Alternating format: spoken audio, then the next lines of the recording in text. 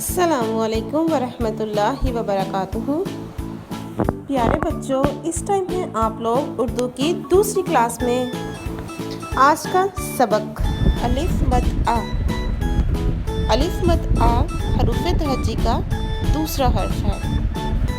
चले आप सब प्यारे प्यारे बच्चे मेरे साथ पढ़ें। अलिफ मद आ, अलिफ मद आ, अलिफ मद आ। चले आइए देखते हैं कि अलिफ मद आ से कौन कौन से अल्फाज शुरू होते हैं। जैसे अलिफ मद आ से आम, अलिफ मद आ से आम, अलिफ मद आ से आग, अलिफ मद आ से आग, अलिफ मद आ से आंख, अलिफ मद आ से आंख।